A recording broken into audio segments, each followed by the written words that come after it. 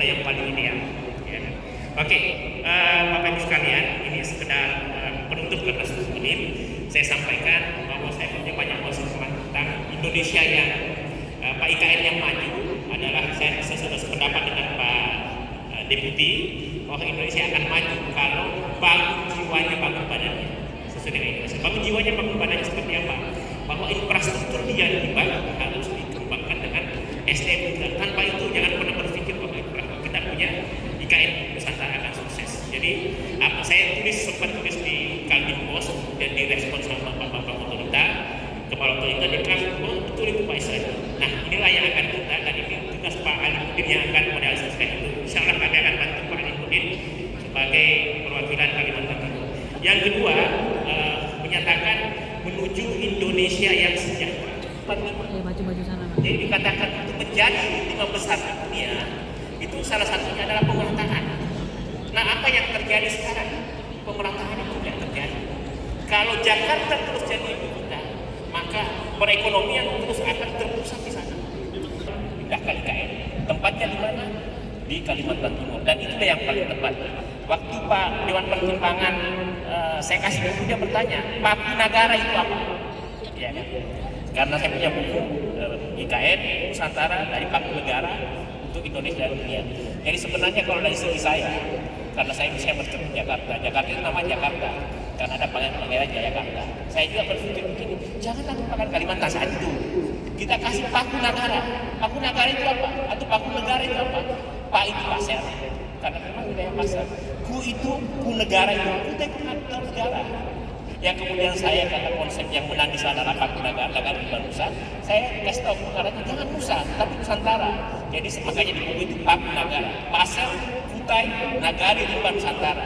Presiden mengambil Nusantaranya sebagai warga yang baik. Saya kita dengan apa yang disampaikan Presiden kita terima. Itu yang penting dan poin penting. Nah, penutup dari IKN Nusantara. IKN Nusantara adalah untuk kebaikan Indonesia ke depan. IKN Nusantara adalah baik untuk kami, baik untuk Indonesia, dan baik untuk dunia. Kalau konsepnya the land of the world atau ibu kota, atau misalnya kota hutan, atau misalnya paru-paru dunia, maka itu yang terjadi sekarang. Jangan pernah berpikir itu akan merusak hutan, tapi saya bisa sampaikan di tempat ini, IKN Nusantara itu mau perbaiki hutan. Ada yang bilang investor sepi, berita-berita terakhir yang investor asing sepi. Ya, ini gimana sih? Kita peduli sama investor nasional yang sudah sangat banyak. Yang kalau kita lihat misalnya dari rangkaian pembangunan 2022-2024, seharusnya dia masuk di 2025. Ini sekarang mereka sudah datang 30 triliun, 40 triliun. Pak, jadi secara kita sudah selesai. IKN juga infrastruktur sekarang melampaui target semuanya. Saya tidak minggu di sana. Nah, apa yang mesti kita lakukan sama kita semua yang hadir ini? Mendukung IKN. Bagi saya pribadi itu jihad, itu terbaik. Itu baik untuk Indonesia.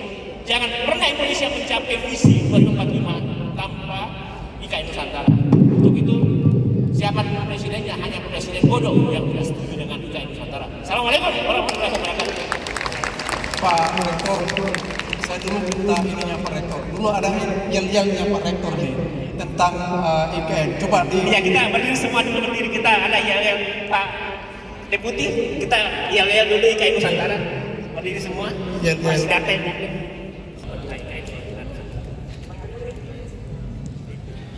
Video dari atas saja. Ya, nomor 1 Indonesia. Jadi kita tes dulu ya.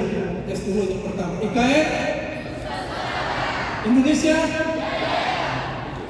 Nah, silakan. IKN Nusantara. Indonesia. Jaya. IKN Nusantara. Sekali lagi, IKN Nusantara. Mereka Dokumentasi fasilitas kita menghadapkan